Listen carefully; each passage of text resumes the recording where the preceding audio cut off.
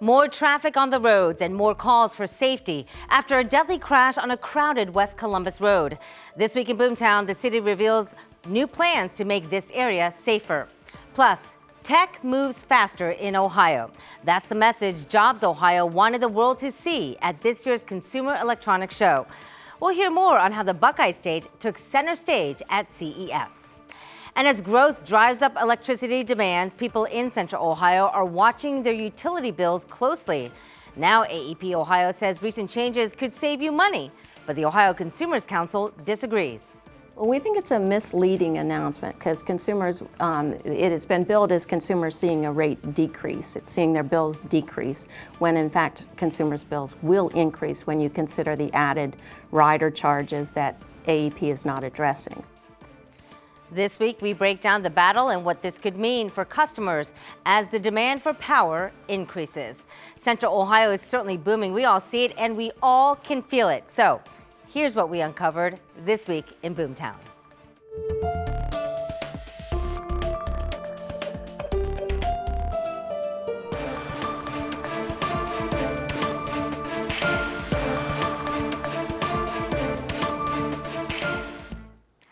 Thanks so much for joining us for This Week in Boomtown. I'm Angela Ann. We do have a lot ahead, including a deep dive into high tech in Ohio and how that is driving a new wave of business to our state. First, though, some headlines for you. Take a look at this map. The pink area shows 52 acres that a local developer has donated to Delaware City Schools. It's right along Troy Road, and the school district says there are no immediate plans to develop this land, but it will factor it into future facilities planning. That matters as enrollment keeps growing, with the district expecting about 100 new students every year. Well, more police right where students live. This week, Ohio State University opened the doors to a brand new police substation near 11th and High. The Safety Hub is a joint partnership with Columbus Police, allowing officers to partner together to keep students and neighbors safe in a growing university district. And this land at Dublin Center Drive and West Dublin Granville Road is about to look very different. A new $24 million affordable housing development called All in Dublin has been approved, and this is for older adults and people with disabilities. The four-story plan comes with 75 apartments, and we spoke with one of the groups behind the project about what this could mean for this growing community. Central Ohio is facing a significant crisis in the area of affordable housing. So more units need to be built, and we think that as we address that need, the needs of people with disabilities really need to be part of the conversation. All in Dublin says construction is expected to start this summer, and people should be able to move in by the fall of 2027.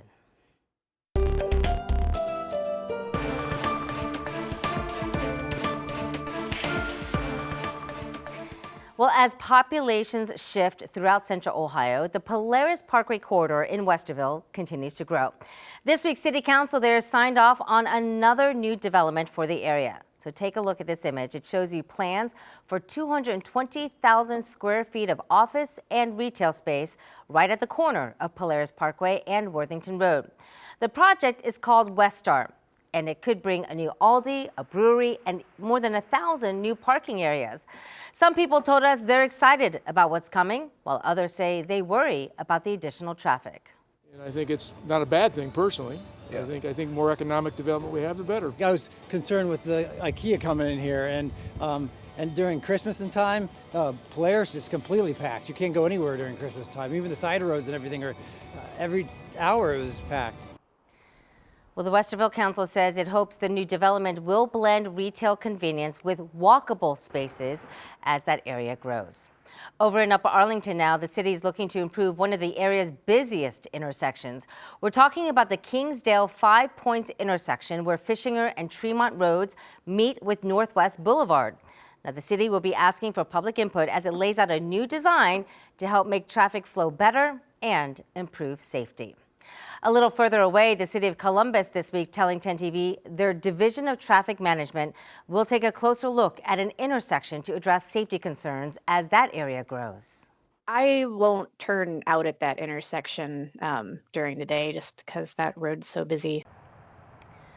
So neighbors say the corner of Roberts and Windflower Roads in West Columbus has long been a dangerous intersection, and they're now calling for safety improvements after a deadly crash on Christmas Eve. So here's what we learned that the city will now do. Traffic engineers say they will study that intersection, reviewing the traffic volume, the roadway design, and crash history. They're also looking to step up enforcement to help prevent future crashes.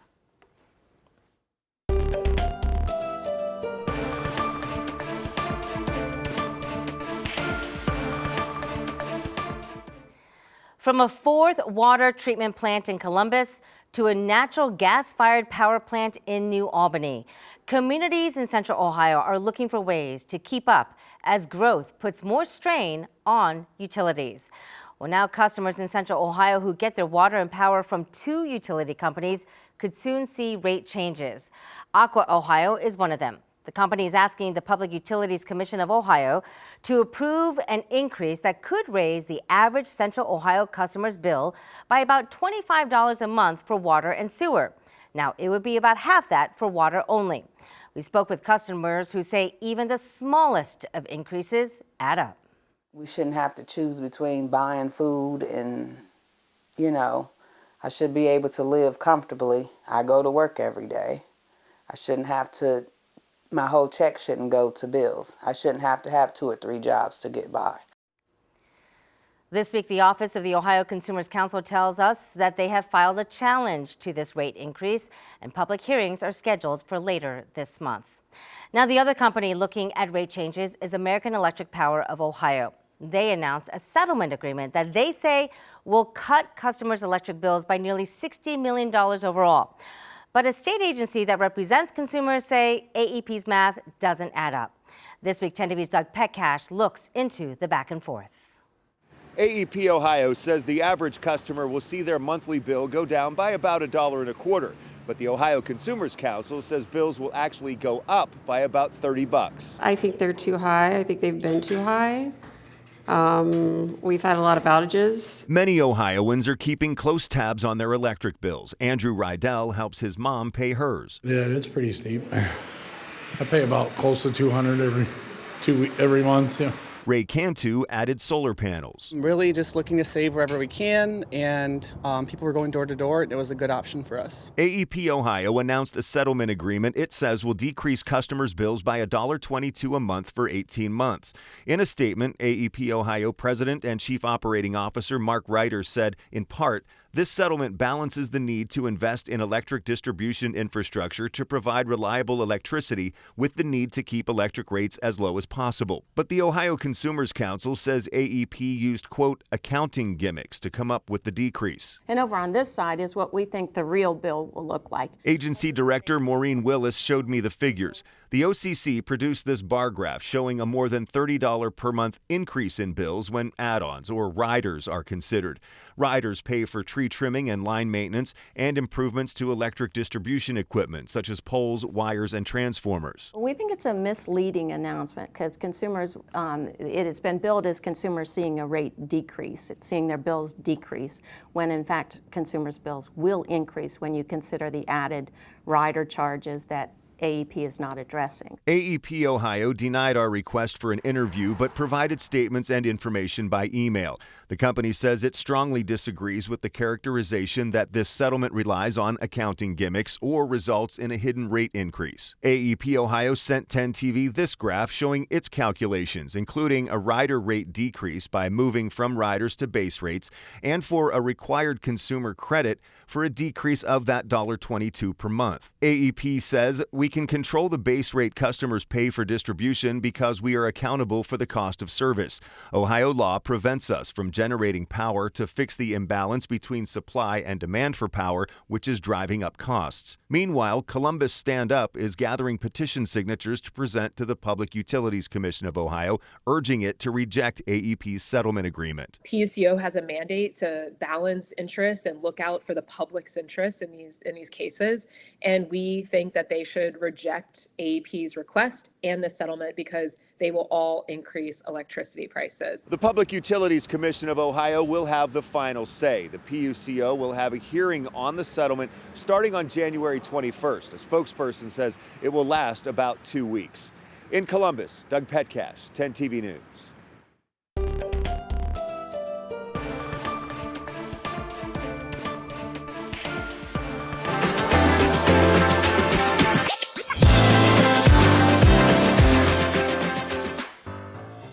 Pretty cool. Earlier this month, more than 4,000 exhibitors from around the world went to Las Vegas, touting the latest in startups and technology and electronics that you will ever find.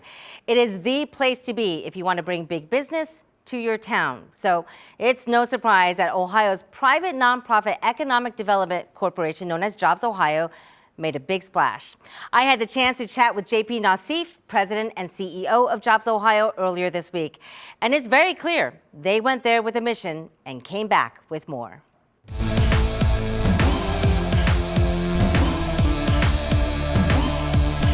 Energy, artificial intelligence, tech. This represents multiple sectors, which Ohio not only has a foothold, but where we lead. Welcome back from CES. How was it? You know, CES is always high energy, very exciting. All the new tech gadgetry is there. And now that the tech gadgetry is becoming part of products that we all use, like cars and planes and things like that, and appliances, it's just everywhere and every possible thing you could imagine. And important as well for Ohio to be there. Not the first time, I'm assuming, for Jobs Ohio, but a critical time now, given what's going on with our state. We're focused on super sectors, which are cross-cut and intersections of Ohio's 10 tradable sectors, and they create trillion-dollar opportunities for Ohio. And we want to make sure that Ohio is on the map at the very few conferences that both have global reach and have a high degree of activity focused on the sectors in Ohio. And so we leaned into it quite a bit, and we feel like, time will tell, but we feel like we're starting to make the type of impression that Ohio deserves. So we took our business development teams and we made sure that Ohio was very visible, so that the Ohio that we know, the Ohio that delivers on promises, that can scale at an affordable cost. It's a great place for your workforce and a great place where families can have a quality of life for their family and their community life, and they can pursue great business. Those things are all possible in Ohio and some of the other markets in our country that have become overcrowded, wonderful parts of our country, but maybe have become unaffordable or crowded or too expensive to scale. We want to make sure that those businesses and those industries and those decision makers know Ohio wants you. And that's what we were doing at CES. It might be too soon to say, but given this great pitch, tech moves faster in Ohio, we build what's next.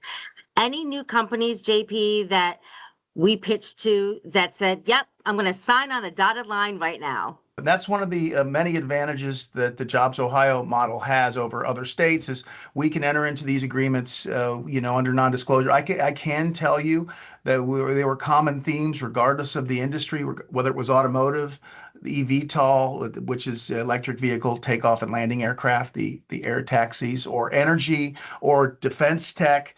They all, and we met with hundreds of them, and I personally met with dozens of them. They all had a very similar story. They had started to hear about Ohio from some of the success we've had over the past several years. They all had something very innovative, either in how they built these products or how they integrated technology into these products or how these products provided some capability that didn't exist before. But the location that they built it might have been great for inventing it, but was not sufficient for scaling it. And so they were all of them looking to Ohio as a place that had a reputation, an emerging reputation for being able to scale in a very predictable and reliable way. And so I would expect over the next 12 to 18 months that we are going to see some of those straight from CES that convert into announcements that you'll hear about. And then from an ongoing process, our pipeline has really started to surge last year toward the second half of last year. So I expect 2026 into 2027, barring anything disruptive occurring, we're going to have another great year, 18 months, 2 years for Ohio business development. And do you feel, JP, that the reason Ohio can scale to that level that Angelo wants and all these other big companies want is because of the caliber of our manufacturing talent that's in our state? That's something that I hear about a lot.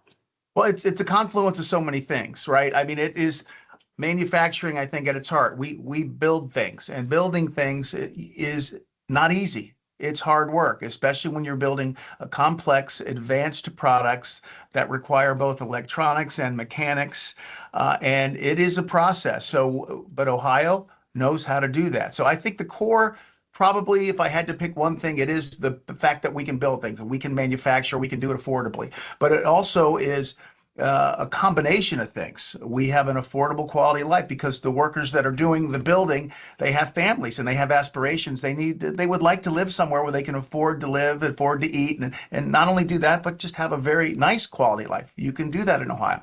They want a place that is favorable to business. We are one of the most business-friendly states in the country. Depending on what list you look at, we're in the top 5 or top 10. Workforce is important. Affordability is important.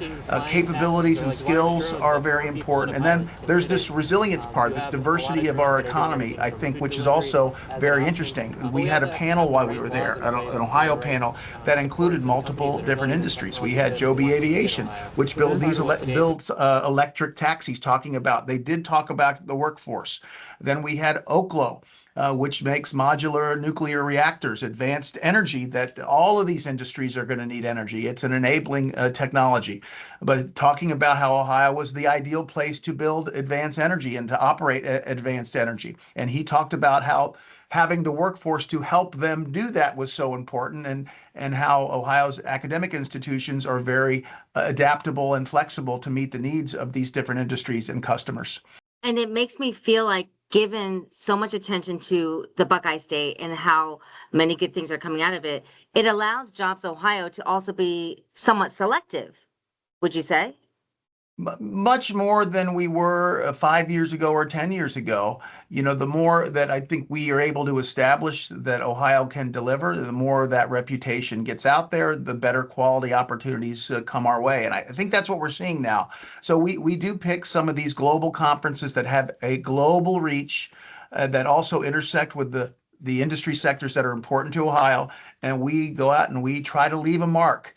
And this is something I think that it's not a one and done. These things don't happen one shot and you're done. It's got to be consistent, repeatable, and that we in turn deliver on the promises that we make. And Ohioans deliver. I think that's reliable, dependable, hospitable, and we deliver. I love that. JP, always good to see you. I'm excited to see what's to come in the next year. Exciting time to be in Ohio. For sure. Thank you so much. Thank you very much for the opportunity. And now I'm joined by Brad Griffith, the founder of Buckeye Innovation, who has been to CES for 20 years. Welcome to This Week in Boomtown. Thanks so much, Angela. I appreciate it. You went to Vegas, came back with a bag of swag. We could only show a few, but what is this? Right. So this is one of my favorite gadgets. This is an anti-gravity A1. This is a 360 drone. Okay. It takes video and photos in 360. You can put that headset on. Okay, you go. And you can see what it's doing. So you ready? We'll start the propellers. Go for it. Ooh. And we'll take off. Oh, wow. And you can see, and so you can even see from the outside, I can see what you're seeing inside the goggles. Gosh. So really cool piece of tech. I'll land it here so that we don't I want cause too much trouble. It's a lot of fun. You'll see it puts down the landing gear. It has 360 cameras. It can take photos and video in 360. So pretty amazing technology. Just a small piece of the huge pie that you saw out there. Right. All right, so let's talk about this. Buckeye Innovation, you track emerging technology and trends. What's the biggest takeaway that you think businesses here in Central Ohio need to know about what you saw? Sure, good question. What I'm most passionate about is what new technology, what AI, what some of the latest technology, robotics, kind of an interesting trend this year, what that can do for nonprofits, local governments, equitable access to tech. So this, when we talk about robotics, this is a kind of an example of what we saw in robotics this year. It just kind of fights. Oh, it's like the rock. Just stands there and fights. Yeah. But we saw a lot of other robotics that did much more than that. Well, when you get a little clip, it looks like the robots are amazing and they're autonomous and they're going to take over. They're not there yet. Okay. So I don't think we're quite ready on the robotics front. We know Jobs Ohio was there. Jobs We just Ohio was. heard from the CEO and president, huge presence. OSU President Ted Carter Jr. was there talking about AI fluency for all the graduates. So when you see Ohio in that space, do you think we're at the level that we can compete with all these other countries that are also there? I think so. I'm a little biased. I think so. I told someone, I was walking around the show where they saw my name badge. They said, "Oh, you're from Ohio. Aren't they #2 in jobs?" Nice. I said, yeah, they had seen an advertisement. Sure. So I think it's fantastic that Jobs Ohio is doing what they're doing, promoting employment in Ohio, promoting locating your business here. I think we can compete. I think the data centers, we have great land for it, great infrastructure.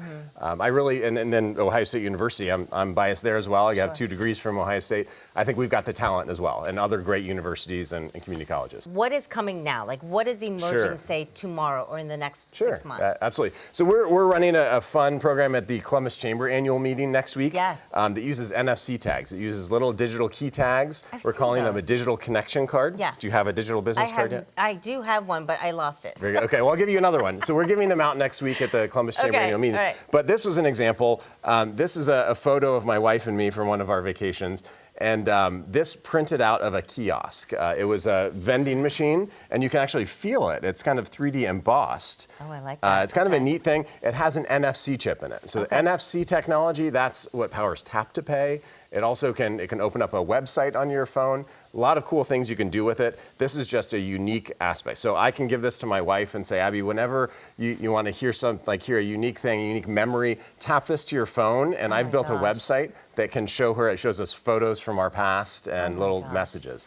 So NFC technology is something that's here, and it's the next QR code essentially. So when you go every year and you have badges showing all your past years going for 20 years, how quickly is this technology changing? You know, back in the day, it took 5 years, it took 10 years, and now it's like this. Right. Software has become a much bigger part of what you see at the Consumer Electronics Show. It used to be that it was all just consumer devices, little gadgets, but now AI is everywhere.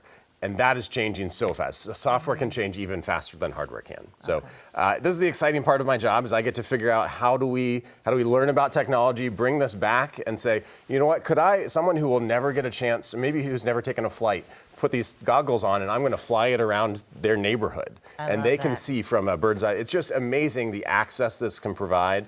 The views, I think the things that can be done with the technology. So I'm very excited about it. We just saw, I think that's you on some kind of flying scooter. We saw Joby Aviation, which does the flying taxis. They're building those in Dayton, Ohio. So a lot of exciting things. Right.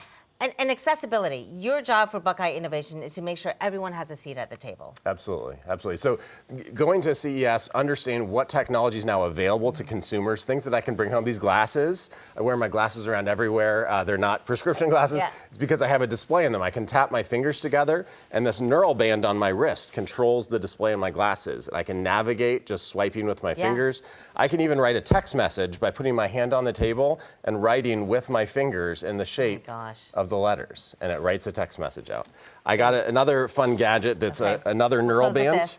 This is a band that does the same thing as this, but I can control a computer with this. Oh my God. And so I can do a PowerPoint presentation, pinching and swiping my hands and doing, I think there are about 10 different gestures it supports. So thinking about what are the things that businesses can use or nonprofits to bring technology into their business that make things more efficient. You're like the Tom Cruise of Minority Report in that movie. Literally. There's a lot. I think so. A lot of that's real now. You can do it now. All right, I'm going to play with this while we take a quick break. But Brad, thank you so much. Absolutely. Appreciate it. We're going to look for your Tiger Talk too. Absolutely. In New Albany coming February up soon. 25th. All right, we'll look for that.